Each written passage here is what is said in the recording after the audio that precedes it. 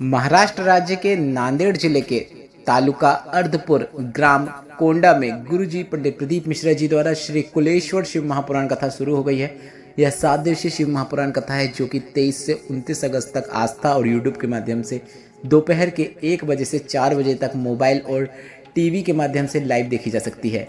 आज पहले दिन की शिव महापुराण कथा में गुरुजी ने बहुत सारी उपयोगी जानकारी, उपाय और पत्र पढ़े हैं। साथ ही आज गुरुजी ने तुम्रकेश्वर महादेव वाला बिल्कुल नया उपाय बताया है। उपाय किसे करना है, कैसे करना है, कब करना है, सभी जानकारी आपको इस वीडियो के अंत में प्राप्त होने वाली है। आज 23 अगस्त पहले दिन की कुलेश्वर शिव महापुराण कथा जो कि नांदेड़ में चल रही है, इसमें गुरुजी पंडित प्रदीप मिश्रा जी ने कुल 14 उपाय पत्र और उपयोगी जानकारियाँ दी हैं। सभी की जानकारी हम आपको इस वीडियो के माध्यम से दे देंगे। अगर किन्हीं कारणवश आपने आज की कथा नहीं सुन पाई है तो पूरी कथा का रास्ता तो आपको इस छोटे से वीडियो से प्राप्त होने वाला है। बढ़ते हैं आज की कथा की पहली विशेष जानकारी की ओर। गुरुजी ने कहा, यह महाराष्ट्रीयन सावन का महीना है और जिसमें गोदावरी के तट में हम शिव महापुराण कथा का श्रवण कर रहे हैं। बढ़ते हैं आज की कथा की दूसरी विशेष जानकारी की ओर। गुरुजी ने कहा, 3 घंटे की शिव महापुराण कथा में हम 2.5 घंटा ही कथा वाचते हैं और उसमें से अगर आप 2.5 मिनट की कथा को भी अपने अंदर धारण कर लेते हैं तो आपका जीवन सार्थक हो जाता है। 1 मिनट भी अगर हम परमात्मा को दे दें तो हमारा जीवन सार्थक हो जाता है। बढ़ते हैं आज की कथा की तीसरी विशेष जानकारी की ओर। गुरुजी ने कहा, भगवान शिव के नंदी के नाम से नांदेड़ नाम पड़ा है। यहाँ ऐसा कोई स्थान नहीं है जहाँ शिव नहीं है। शंकर का स्थान आपको हर जगह देखने को मिलेगा। आपको यहाँ पे बहुत से शिवालय और शिवलिंग देखने को मिलेंगे। बढ़ते हैं आज की कथा की चौथी विशेष जानकारी की ओर। जया जी नांदेड़ से ही पत्र लेकर आई जिसमें लिखा, यजमान परिवार को धन्यवाद देना चाहूँगी। कभी सोचा नहीं था कि सावन के महीने में कथा होगी, पर यजमान परिवार का पुण्य प्रताप है जो कथा मिली। बताना चाहूँगी, संतान सुख नहीं था। आपके कहने पर मंदिर में साफ सफाई का कार्य करना शुरू किया, जल चढ़ाना शुरू किया, सफ़ेद आंकड़े की जड़ का प्रयोग किया। बाबा की कृपा से 3 महीने की गर्भवती हूँ। उसी का आभार व्यक्त करने के लिए मैं कथा पंडाल में आई हूँ।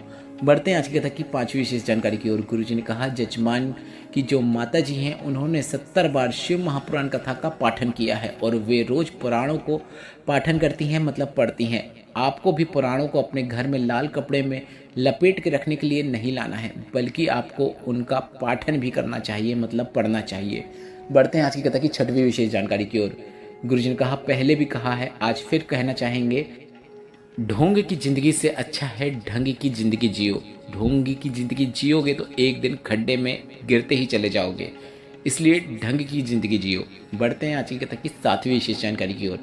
गुरुजी ने कहा, कथा के बीच में जन्माष्टमी भी पड़ेगी और हम आप सभी कृष्ण भगवान के जन्म उत्सव को मनाएंगे। तो क्या कृष्ण भगवान का जन्मदिन सिर्फ एक दिन मनाना चाहिए? ऐसा नहीं है, आपको रोज कृष्ण के जन्म की खुशियाँ मनाना चाहिए। बढ़ते हैं आज की कथा की 8वीं विशेष जानकारी की ओर। सपना जी पत्र लेकर आए जिसमें उन्होंने लिखा, समस्त नांदेड़ वालों की ओर से आपको राखी भेज रही हूँ। कभी सोचा भी नहीं था कि नांदेड़ में शिव पुराण कथा होगी। हम सब पर शिव की कृपा हो गई। बढ़ते हैं आज की कथा की 9वीं विशेष जानकारी की ओर। रानी जी पत्र लेकर आई जिसमें उन्होंने लिखा, परभणी की कथा थी, तब से मैंने कथा सुनना शुरू किया। मेरी सासू माँ मुझे रोज शिवलिंग पर जल चढ़ावाती। मैंने पशुपतिनाथ व्रत भी किया और बाबा की कृपा से वर्षों बाद गर्भ ठहर गया, पर तीसरे महीने में रिपोर्ट आई जिसमें बताया गया कि गर्भ में जो बच्चा है वह ठीक नहीं है। एक की नाक नहीं है और एक की रीढ़ की हड्डी नहीं है। हमने सोचा जब शिव ने दिया है तो शिव ही संभालेंगे।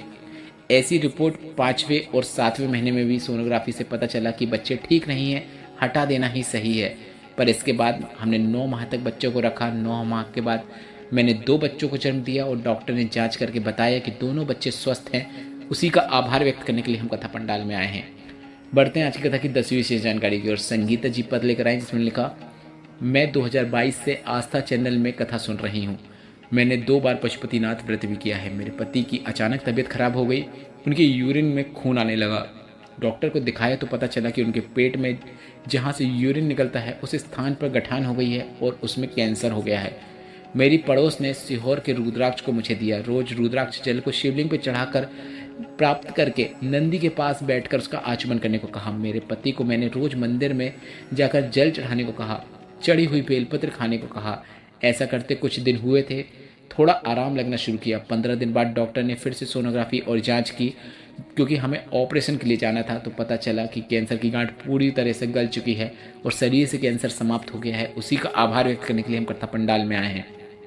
बढ़ते हैं आज की कथा की 11वीं विशेष जानकारी की ओर।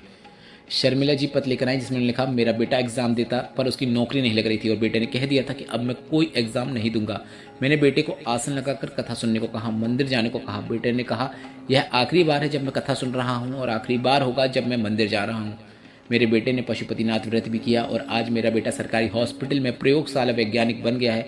उसी का आभार व्यक्त करने के लिए हम कथा पंडाल में आए हैं। बढ़ते हैं आज की कथा की 12वीं विशेष जानकारी की ओर। गुरुजी ने कहा, पर नारी और पर धन इंसान को कभी भी सुखी नहीं बना सकता और कोलकाता में जिसने डॉक्टर बच्ची को स्पर्श किया है उसकी लंका भी जलकर ही रहेगी। एक निवेदन पूरे भारतवासियों से है, तुम्हारे घर में अगर बेटी ने जन्म लिया है तो तुम्हें बेटी की रक्षा की जिम्मेदारी भी तुम्हारी होनी चाहिए, किसी और की नहीं। अपनी बेटी को खूब पढ़ाओ, खूब विद्वान बनाओ, पर आपकी बेटी को शस्त्र चलाना भी जीजाबाई जैसा आना चाहिए जैसे आपको सिखाना है। बेटी को आपको अपनी झांसी की रानी लक्ष्मीबाई जैसा शस्त्र चलाना सिखाना चाहिए। बढ़ते हैं आज की कथा की 13वीं विशेष जानकारी की ओर।